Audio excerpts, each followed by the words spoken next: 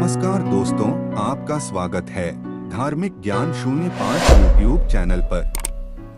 मनुष्य का भाग्य कब लिखा जाता है? दोस्तों, सभी के मन में कभी न कभी ये सवाल जरूर आए हैं कि मनुष्य का भाग्य किस समय लिखा जाता है। हम सभी अक्सर कई लोगों को ये कहते या फिर सुनते आ रहे हैं, किस्मत का लिखा कोई नहीं मिटा सकता है, यानी कि जो किस्मत में लिखा है वो करके ही रहेगा। लेकिन हम ये नहीं सोचते कि हमारे भाग्य में क्या लिखा है। अगर भाग्य पहले से तय हो जाता है तो क्या कर्म से भाग्य बदला जा सकता है?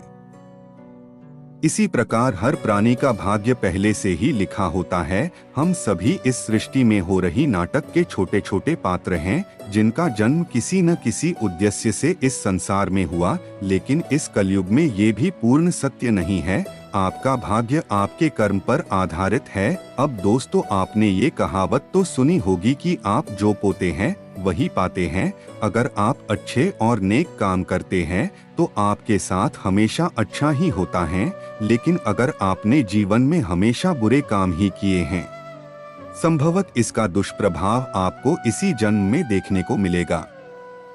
और शास्त्रों की सहायता से इस बात को समझने की कोशिश करेंगे कि वाकई भविष्य पहले से ही लिखा होता है या फिर हमारे कर्म हैं जो हमारे भविष्य की धारा को सुनिश्चित करते हैं। तो चलिए शुरू करते हैं आज का यह टॉपिक। दोस्तों, कृष्ण कथा में हम देखते हैं कि आकाशवाणी हुई थी कि देवकी का 8वां पुत्र कंस का वध करेगा। लेकिन कंस ने यह बात सुनकर कहा कि वह मेरा वध तो तब करेगा जब मैं उसको उत्पन्न होने दूंगा। इस सोच के साथ जब भी देवकी के कोई बच्चा जन्म लेता तो कंस वहां आकर उसके जन्म से कुछ घंटों के भीतर ही मौत की नींद सुला देता था। लेकिन जब देवकी के 8वें पुत्र की बारी आई तो विधि विधान के साथ जन्म भी लिया और बाद में कंस का वध भी किया।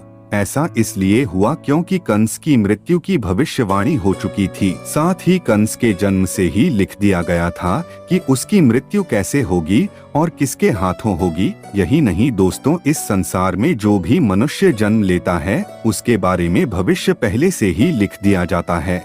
मनुष्य का जन्म कैसे होगा, कौन सी जगह होगा और उसके जीवन में कौन कौन सी परेशानियां आएंगी, यह सब विधि का विधान है और इसे चाह कर भी नहीं बदला जा सकता।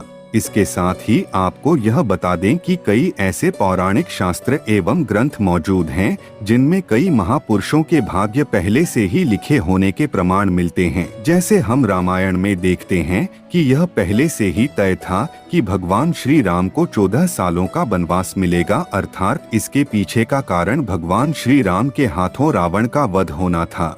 इससे आप ही सोचो कि अगर माता कैकेयी मंथरा के बहकावे में ना आती, ना ही श्री राम को माता सीता के साथ वनवास के लिए जाना पड़ता, तो सोचिए रावण का वध श्री राम के हाथों कैसे संभव होगा। यह सब कैसे होना था, यह सब पहले से लिखा जा चुका था, जिससे कि यह सभी के सुमेल से संभव हो पाया। इसी तरह हर एक प्राणी का भाग्य लिखा जा चुका है। हम सब नाटक के छोटे से पात्र हैं जिनका किसी न किसी उद्देश्य के चलते इस संसार में जन्म हुआ है। लेकिन यह बात भी गलत नहीं है कि आपकी किस्मत आपके कर्मों पर आधारित है।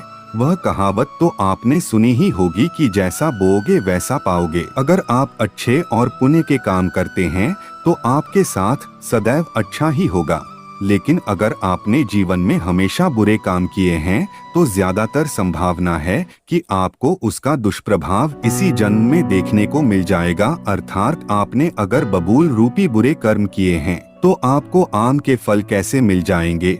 इसलिए हमारे शास्त्रों में हमेशा धर्म और पुण्य के कर्म करने की प्रेरणा दी गई है, क्योंकि यही वह रास्ता है जो हमें इस जन्म मरण के चक्कर से बाहर निकाल सकता है। वरना बुरे कर्म करने वालों को तो भगवान के चरणों में भी स्थान नहीं मिलता।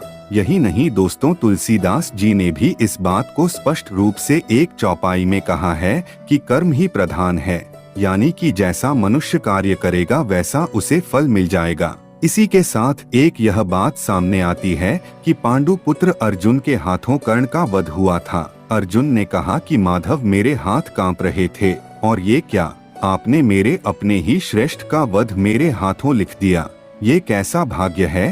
तो इस पे श्री कृष्ण ने कहा, हे पांडु पुत्र, मैं कौन होता हूँ किसी मनुष्य को प्रारब्ध देने वाला, ये तो करनी का फल है। जिस तरह उसने जीवन में कर्म किए उसे उसके फलस्वरूप परिणाम मिल गया।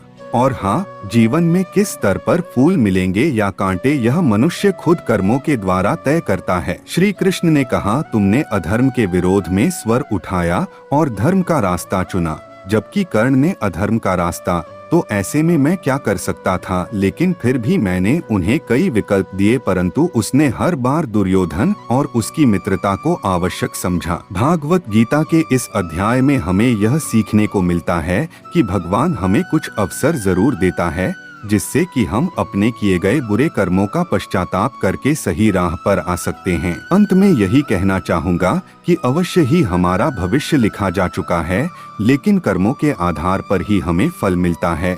और हम अगर अच्छे कर्म करेंगे तो जीवन को शांतिपूर्वक सुख समृद्धि प्राप्त करते हुए व्यतीत करेंगे। अन्यथा बुरे कर्म करने पर तो इसी जन्म में ही हमें उसके दुष्प्रभाव देखने को मिल जाएंगे। इसी तरह की धार्मिक वीडियो देखने के लिए हमारे चैनल धार्मिक ज्ञान सुनिया 5 चैनल को सब्सक्राइब करें, बेल आइकन को प्रेस करें। धन्यवाद।